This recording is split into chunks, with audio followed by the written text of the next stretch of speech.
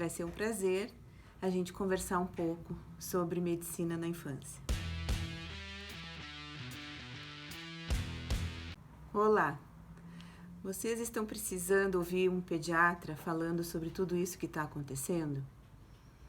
Bem, o Recanto achou que vocês precisam e me convidou para falar um pouquinho com vocês. E vai ser um prazer a gente conversar um pouco sobre medicina na infância. O meu nome é Ana Maria Aquino, eu sou pediatra, acho que a maioria de vocês já me conhece lá do Recanto.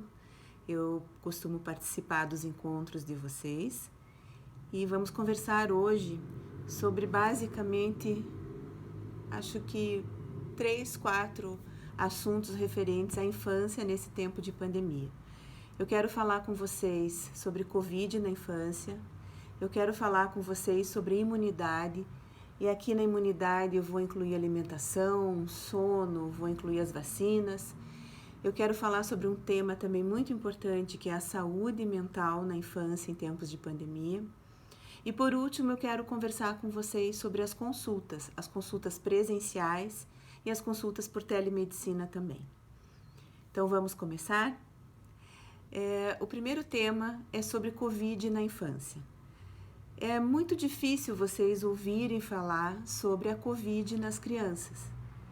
E isso é fato, porque na verdade, graças ao destino, a Deus, ao universo, graças a Deus, as crianças estão sendo poupadas desta doença. A gente tem cerca de 1 a 2% só de pacientes pediátricos com Covid. Isso para nós é muito importante. Mas existe pouco artigo sobre criança exatamente porque existem poucas crianças acometidas a ponto de trazerem um estudo clínico de peso. Existem muitas informações sobre a Covid, para vocês terem uma ideia, a gente tem cerca de 12 artigos por hora no mundo. Então, a todo momento, tudo é muito atualizado. Mas o que eu preciso falar para vocês sobre as crianças com a Covid é que eles estão sendo mais poupados, ao contrário de quando houve a epidemia de H1N1.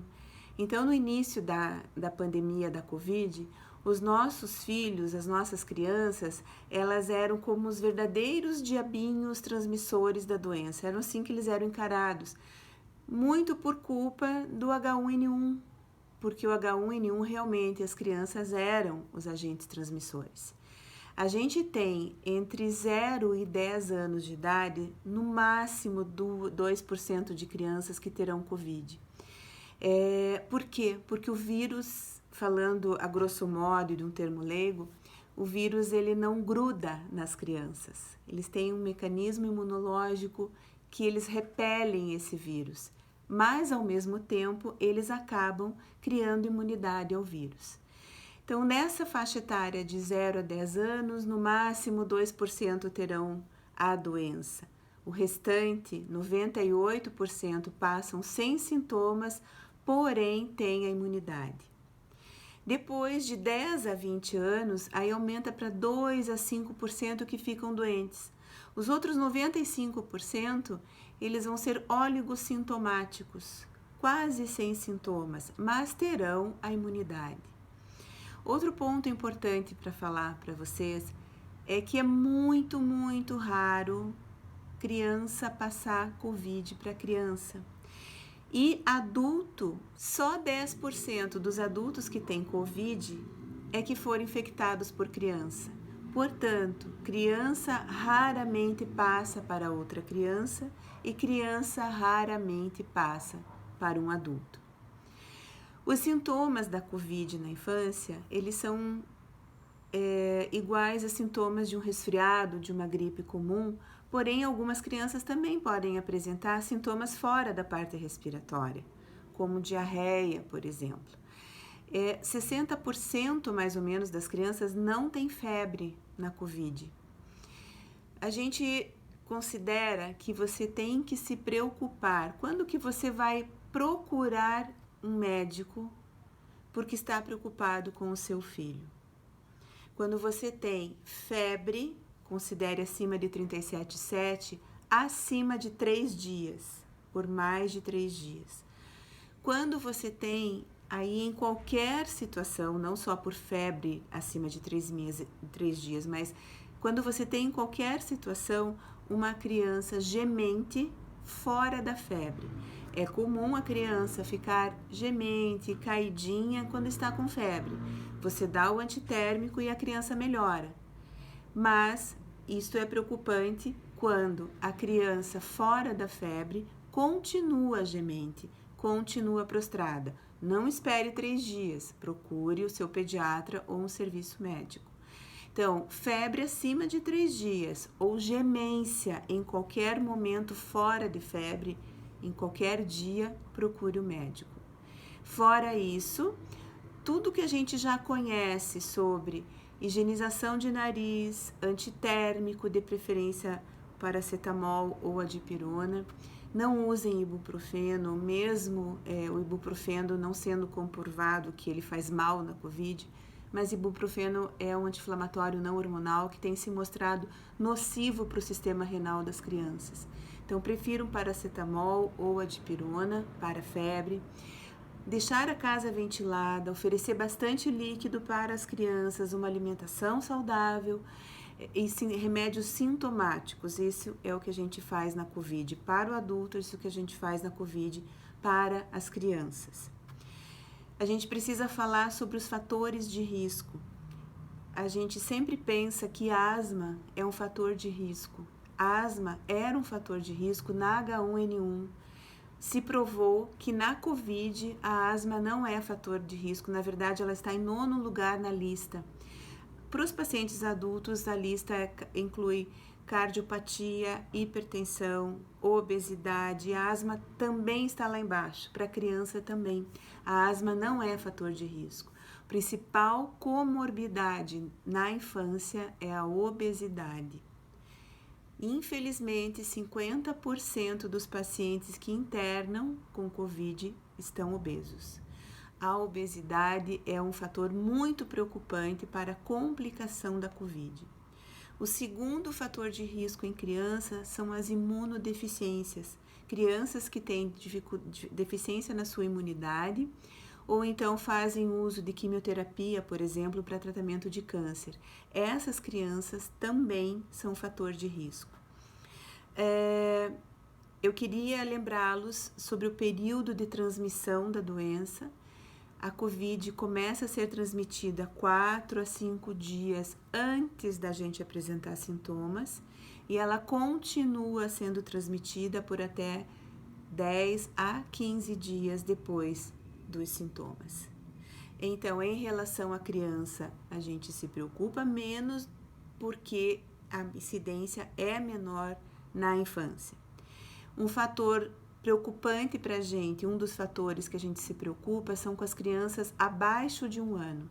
Essas crianças, quando contraem a Covid, têm tendência a complicar.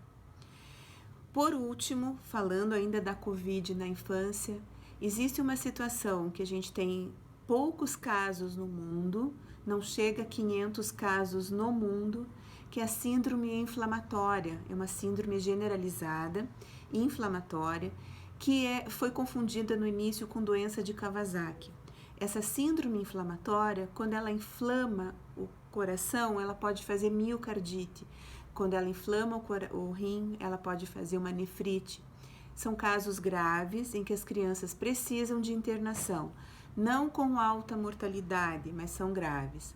Quando que vocês, pais, precisam ficar alertas? Quando a criança contraiu a Covid, ela já está bem, ela já está sem febre, ela já está ativa e subitamente ela volta a ter febre. Ela volta a ficar prostrada e ela faz manchas pelo corpo.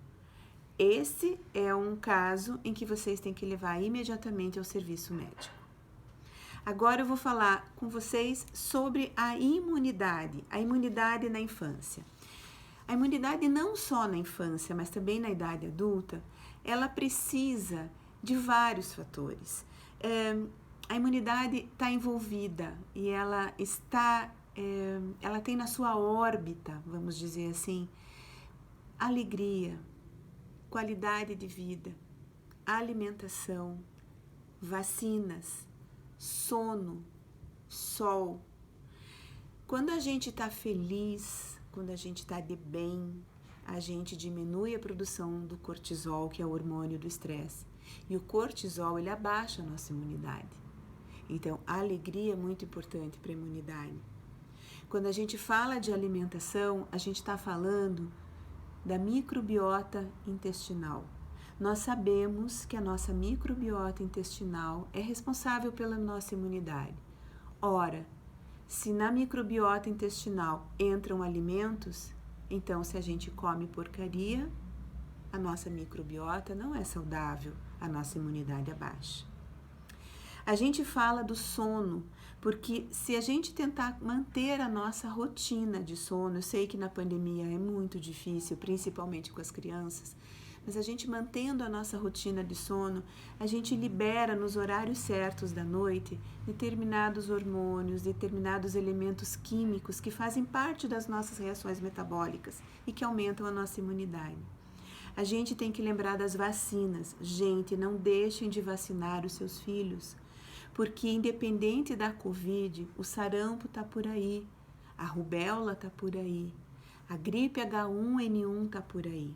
Se nós não temos leitos suficientes para todo mundo, então a gente não pode adoecer de outra coisa, porque não teremos leitos para internar caso a gente complique.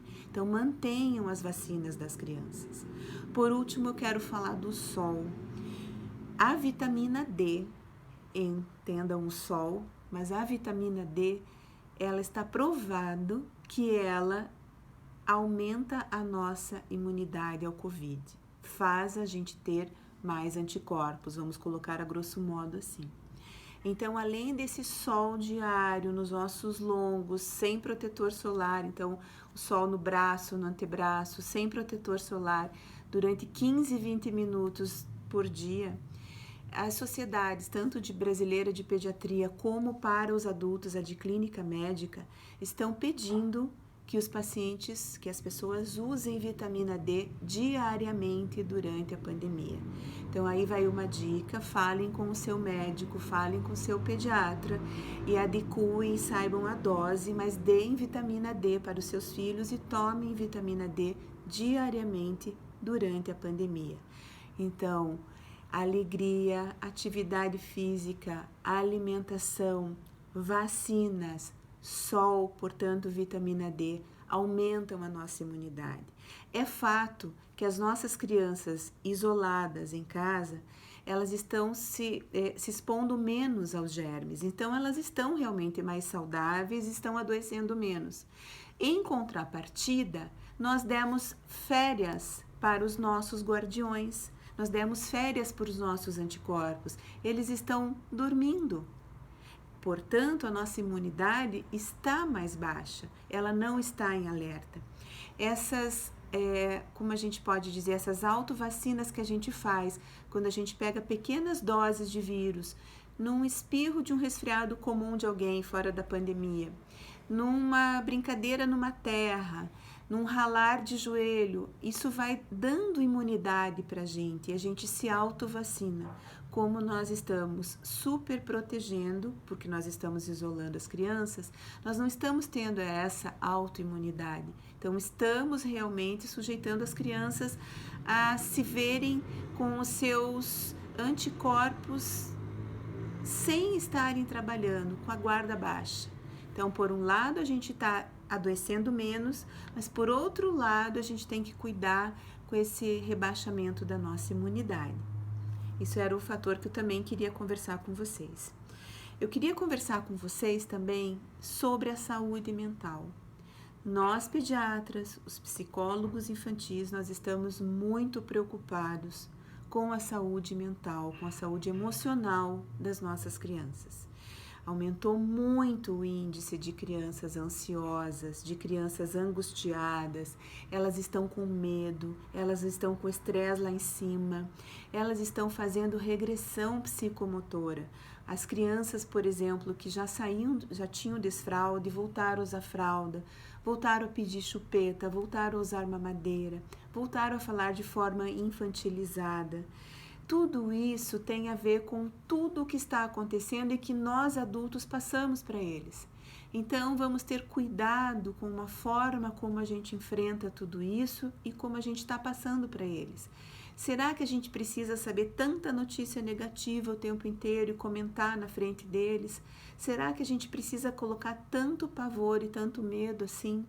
Porque este lado mental está muito preocupante com as crianças. Muitas crianças estão somatizando. Elas estão ansiosas e angustiadas e elas não conseguem dormir à noite. Elas não conseguem dormir à noite, não é só porque elas não gastaram energia durante o dia, então elas estão com energia acumulada. Muitas vezes é uma angústia, é um medo. Algumas estão com dor de barriga, outras estão com dor de cabeça. Então, cuidem da saúde mental das crianças. A gente precisa, o quanto antes, quando for possível, fazer o retorno gradativo às aulas presenciais, à escola, à socialização.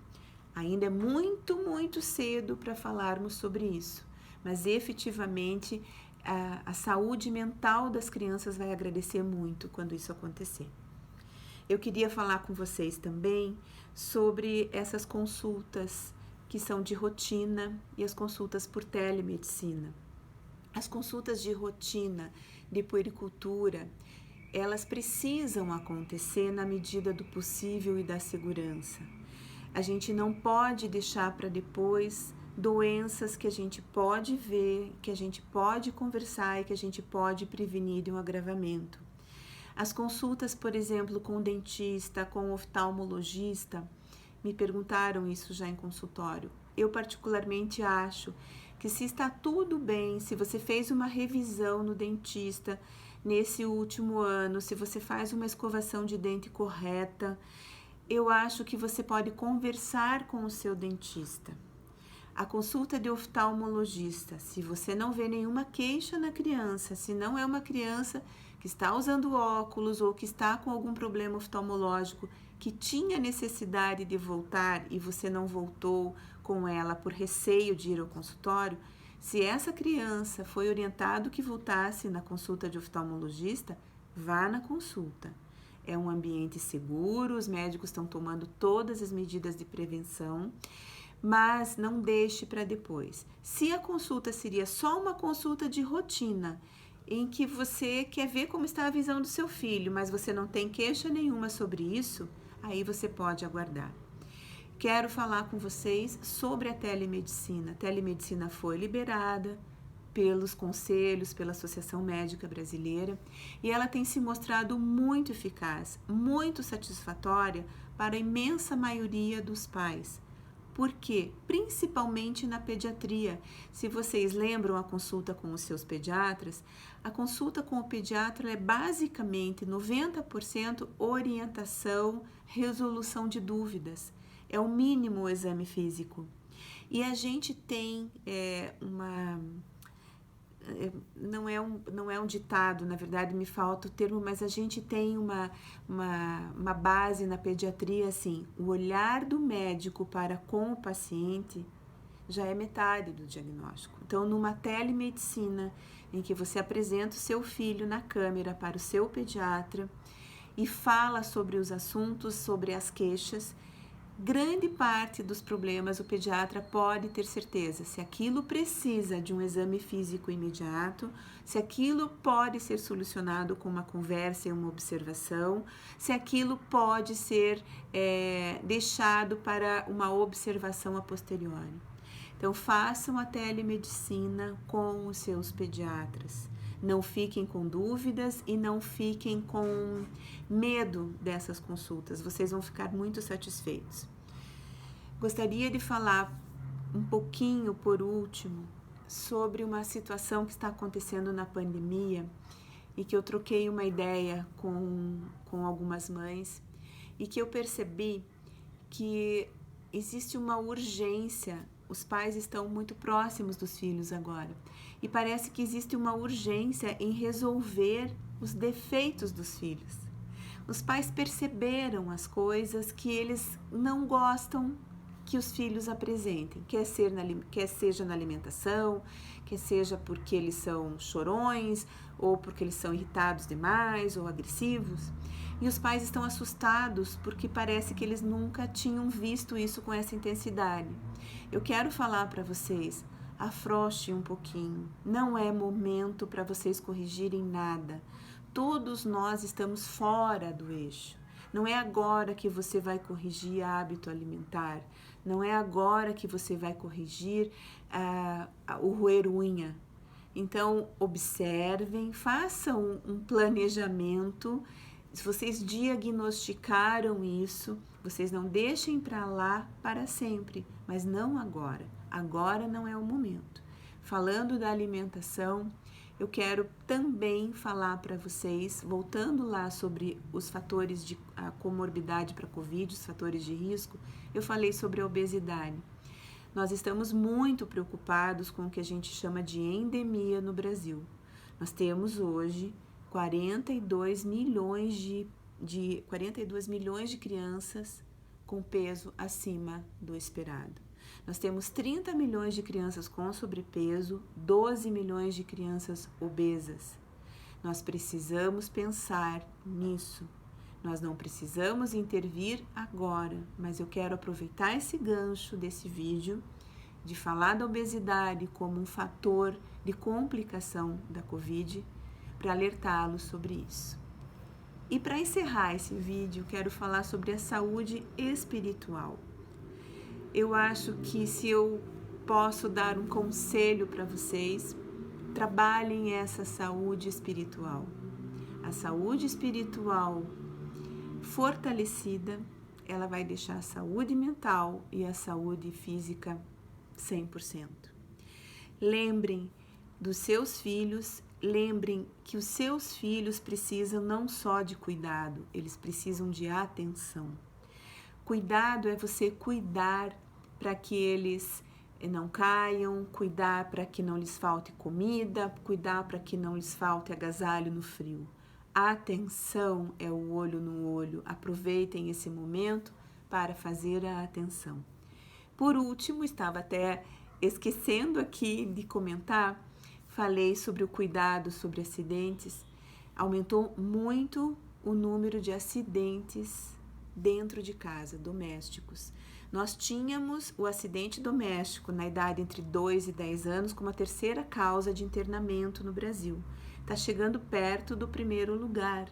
A gente está tendo muito acidente doméstico. Então, eu quero que vocês tomem cuidado com isso, tá certo? Então, cuidem-se, façam isolamento social, preservem as crianças desses contatos, higienizem suas mãos muito mais com sabão e água do que álcool em gel. Deixem o álcool em gel para quando vocês estiverem fora de casa, porque o álcool em gel ele vai ressecando tanto a nossa pele que a nossa pele vai partindo e vai diminuindo a defesa da nossa pele, vai criando fissuras que são portas de entrada, inclusive, para germes, para vírus e bactérias. Então, prefiram em casa lavar muito bem as mãos com água e sabão. Deixem o álcool em gel para quando não puderem. Não esqueçam da alimentação, não esqueçam do sol, não esqueçam de deitar, rolar e rir. E tenham uma ótima semana todos vocês. Muito obrigada.